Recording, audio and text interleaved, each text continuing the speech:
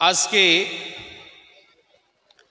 আমার জীবনের সবথেকে বড় খুশির দিন। তারপরেও আমি খুশি নেই। কেন জানেন? এত বড় একটা খুশির দিনেও আমার হৃদয়টা ভেঙে যাচ্ছে। আমি যেন স্থির থাকতে পারছি না। তার কারণ, যার দৌলতে, যাদের অক্লান্ত পরিশ্রমের ফলে,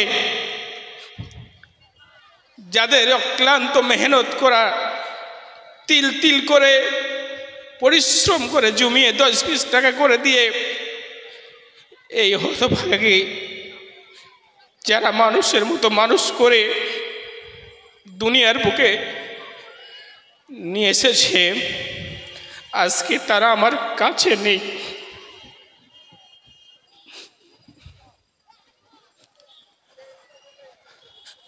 কথা আটকিয়ে যায়। যেই বছরে আমি ফারাগাত কমপ্লিট করি, ওই বছরে আমার আব্বাজান মারা যান। খুব দুঃখ হয়েছিল যে আমার পড়াশোনার শেষ বছর, কিন্তু আমার আব্বা আমার পাগড়ি নেওয়াটা দেখতে পারেননি। সেদিন খুব কষ্ট হয়েছিল।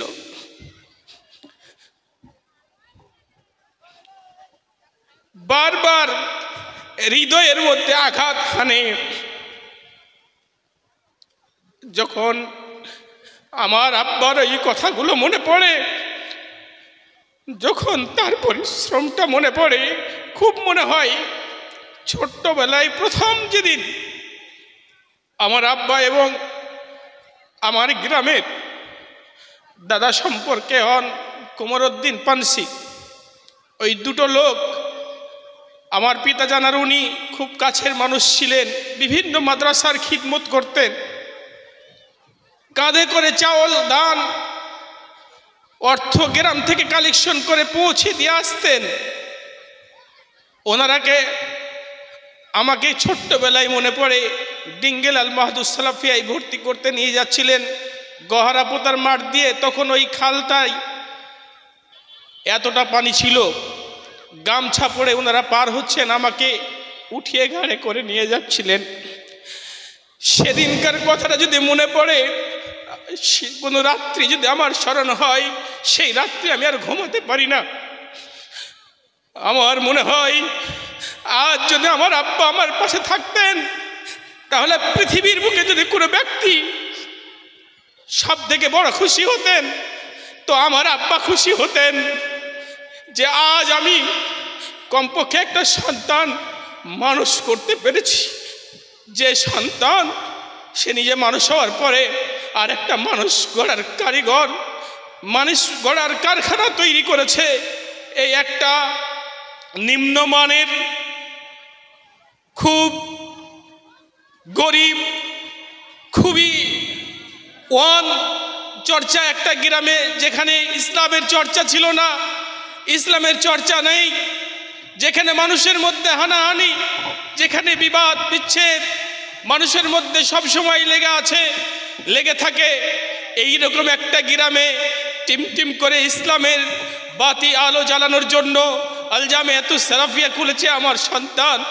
আজ যদি আমার পিতা বেঁচে থাকতেন, তার থেকে বড় খুশি আর কেউ হতেন বলে আমি মনে করি না। পিতার জন্য যখন মনে হয়, দোয়া পড়ি, রব্বির রহমহুমা কামা রাব্বায়ানি সগীরা। আর সব থেকে বড় কথা আর একটাও মনে পড়ে, আমার আম্মার কথা। বর্তমান মাদ্রাসার হাল হকিকত দেখে আলেমদের সম্মান, জিল্লত সব কিছু নির্ণয় করে একটা সময় ভেবেছিলাম যে আমি এই লাইনেই থাকবো না। এই লাইনেই থাকবো না মানে কি ইসলাম ছেড়ে দেব তা না, সালাত ছেড়ে দেব তা না, কিন্তু মাদ্রাসা মসজিদে কোনোদিন চাকরি করব বা থাকবো এই মানসিকতা আমার ছিল না। কারণ আলেমদের সম্মান নেই, ইজ্জত নেই, এটা মনে হচ্ছিল। কিন্তু আমার মা আমাকে একটা কথা বলেছিলেন, বেটা তোমার আব্বার বড় স্বপ্ন ছিল, আমাদের বড় স্বপ্ন ছিল। আমার 7টা ছেলে, কোনো ছেলেকে হয়তো সেভাবে মানুষ করতে পারেনি, কিন্তু তোমার পিতা তোমাকে আলেম বানিয়েছে। দেখে যেতে পারেনি শেষ তোমার ফারাগাত, কিন্তু আমি তো দেখেছি। আমি তোমার কাছে অনুরোধ করছি, তুমি এই লাইনটাকে ছেড়ো না। তুমি মাদ্রাসা মসজিদের খিদমত করো। তোমাকে দিনের জন্য দিয়েছি, দুনিয়া কামানোর জন্য নয়। অতএব তোমাকে দিন যে পথে আছো সেই পথেই তোমাকে থাকতে হবে। আজ আমার এই কথা যেদিন মনে পড়ে, আমার মা 4 বছর প্লাস হয়ে গেছে দুনিয়া থেকে চলে গেছে, সেদিন আমার হৃদয়টা ভেঙে যায়, হৃদয়টা খান খান হয়ে যায় যে আজকে যেই মা আমাকে এই কথা বলেছিলেন, যার বলার কারণে আমি একরকম ছেড়ে দিয়ে কেরল চলে গেছিলাম কাজ করার উদ্দেশ্যে। মাওলানা হওয়ার পর, ফারাগাত করার পর, সেখান থেকে আমার মা রিকোয়েস্ট করে ঘুরিয়ে নিয়ে এসেছিলেন। যেই মায়ের রিকোয়েস্টে ঘুরে এসে আজকে আল জামিয়াতুস সালাফিয়া বানিয়েছি, মানুষের কল্যাণের জন্য ছাত্র তৈরি করার কারিগর বানিয়েছি। যেই মায়ের দুয়ার বরকতে, যে আল্লাহর রহমতে আজকে তৈরি হয়েছে। কিন্তু আজকে সেই কারখানা তৈরি করার পর যে ফসল সর্বপ্রথম মানুষের কাছে আমি উপস্থাপন করে মানুষের কাছে দিয়েছি তুলে, সব থেকে বড় কষ্ট যে আমার মা আজকে আমার পাশে নেই। সম্মানিত সুধী, পিতামাতাকে জীবনে কষ্ট দেবেন না, পিতামাতাকে কোনোদিন দুঃখ দেবেন না। কারণ পিতামাতাকে দুঃখ দিলে আমার আল্লাহ সহ্য করতে পারে না। কারণ পিতামাতা কি জিনিস, যদি ইসলাম কারো ভিতরে থাকে, দিন কারো ভিতরে থাকে, তাহলে অবশ্যই বুঝতে পারবে।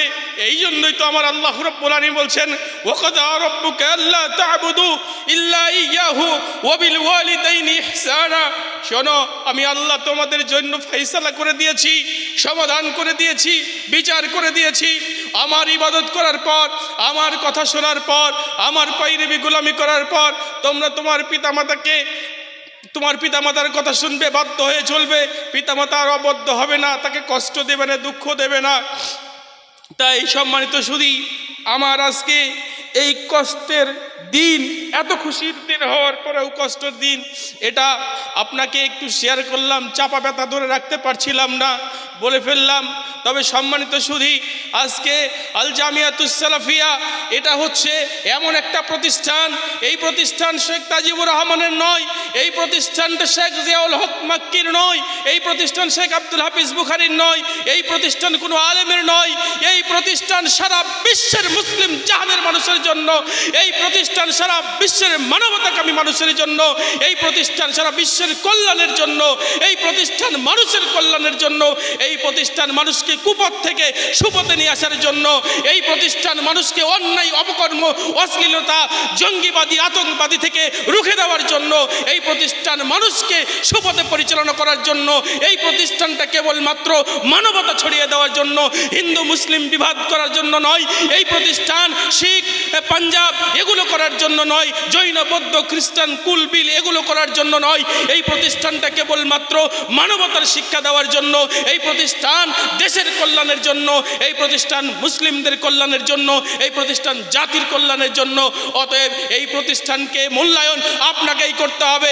আজ যদি এই প্রতিষ্ঠানকে আপনি মূল্যায়ন না করতে পারেন আপনার ব্যক্তিগত কন্দলের জন্য, আপনার ব্যক্তিগত কোনো কারণের জন্য, তাহলে পরকালে কাল কিয়ামতের মাঠে আল্লাহর কাছে জবাব দেওয়ার জন্য আপনাকে তৈরি থাকতে হবে, আমাকে তৈরি থাকতে হবে না। কারণ আপনার কাছে এই প্রতিষ্ঠানকে উপহার দিয়েছি, এই প্রতিষ্ঠানকে তুলে ধরেছি।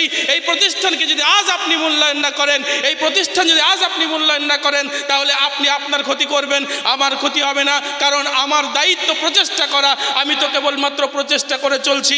আর একে ডেভেলপ করা, একে কল্যাণ থেকে কল্যাণের জায়গায় পৌঁছে দেওয়ার দায়িত্ব, এটা কর্তব্য আপনাকে ঘাড়ে নিতে হবে, আপনাদেরকেই তুলে নিতে হবে। তাই আল জামিয়াতুস সালাফিয়া আপনাদের প্রতিষ্ঠান, সারা বিশ্বের মানবের প্রতিষ্ঠান, সারা বিশ্বের মানুষের প্রতিষ্ঠান। এই প্রতিষ্ঠানকে মূল্যায়ন করার দায়িত্ব আপনার। এই প্রতিষ্ঠানকে কিভাবে মূল্যায়ন করবেন? অর্থ দিয়ে, সম্পদ দিয়ে, বুদ্ধি দিয়ে, বিবেক দিয়ে, শ্রম দিয়ে এই প্রতিষ্ঠানকে মূল্যায়ন করার দায়িত্ব আপনাদের। আজকে 5টা ছেলে আপনারা দেখলেন আল জামিয়াতুস সালাফিয়া থেকে ফারাগাত করেছে, আলহামদুলিল্লাহ, সুম্মা আলহামদুলিল্লাহ আমি বলে গেছি, আমাদের হাফেজ সাহেবরা বলছিলেন যে শায়েখ আপনি বলুন এই 5টা ছেলে এখানে দাঁড়িয়ে থাকা অবস্থায় যে কোনো মানুষ আল কোরআনুল কারীমের যে কোনো জায়গা থেকে তারা জিজ্ঞেস করুক, যে কোনো জায়গা থেকে তারা জিজ্ঞেস করবে, আমাদের ছেলেরা এখানে 1 সেকেন্ডের মধ্যে ইনশাআল্লাহ কম্পিউটারের মতো উত্তর দিয়ে দেবে। যেখান থেকে জিজ্ঞেস করবে সেখান থেকে তারা আবার পুনরায় সরিয়ে দেবে ইনশাআল্লাহ। আলহামদুলিল্লাহ এরকম হাফেজ খুব কম জায়গা থেকে হয়। হাফেজ সাহেবরা বলছিলেন কিন্তু আমি ভুলে গেছি বলতে। তো আলহামদুলিল্লাহ এভাবে আমরা প্রচেষ্টা করে চলে যাচ্ছি। আমাদের শিক্ষকরা, আমাদের দায়িত্বশীল যারা আছেন, আমাদের হেড স্যার থেকে শুরু করে আমাদের সহকারী শিক্ষক থেকে শুরু করে সবাই মার্দে মুজাহিদের মতো কাঁধে কাঁধ লাগিয়ে আলহামদুলিল্লাহ আমার সঙ্গে তারা কাজ করে চলেছেন দিন রাত্রি। তারা নিজেকে শিক্ষক মনে করেন না, তারা নিজেকে খুব হাইফাই কিছু মনে করেন না, বরং তারা আল জামিয়াতুস সালাফিয়ার একজন খাদেম হিসাবে তারা সব কিছু আলহামদুলিল্লাহ তারা কাঁধে তুলে করে নেন। এটা আমাদের সকলের জন্য একটা বড় পাওনা। আলহামদুলিল্লাহ ওনারা দিনের খাতিরে কাজ করেন, এই জন্য ওনাদের প্রতি আমি সন্তুষ্ট, খুব ভালো। ওনাদের প্রতি আমি কৃতজ্ঞতা জানাই আমার শিক্ষকদেরকে, যে আপনাদের এই অক্লান্ত পরিশ্রম আমি ইনশাআল্লাহ তাআলা অন্তরের মধ্যে জায়গা দিয়ে রেখে দেব। আপনাদের এই ভালোবাসা আমি কোনোদিন ভুলতে পারবো না। তারপরে বলি, যারা আমাকে এই প্রতিষ্ঠান করার পিছনে সহযোগিতা এখনো পর্যন্ত কাঁধে কাঁধ লাগিয়ে করে চলেছেন, আমার নিজের যারা ভাই আছেন, এমনকি বোন ভগিনপোত, এমনকি আমার ভাইয়ের স্ত্রী যারা, সত্য কথা বলতে বাধা নেই, পরের মেয়ের দোষ দেওয়া যাবে না, তারা পর্যন্ত এই আল জামিয়াতুস সালাফিয়ার জন্য মুজাহিদের মতো তারা পরিশ্রম করে খাটে। আলহামদুলিল্লাহ আমার চাচারা, চাচতো ভাইরা, আমার আত্মীয় স্বজন যে যেখানে আছে প্রত্যেকে আমার জন্য এক ফোঁটা হলেও চোখের পানি ফেলে আমার জন্য কান্না করে। এটা আমার সব থেকে বড় পাওনা। আলহামদুলিল্লাহ এর থেকে বড় কি আর চাই।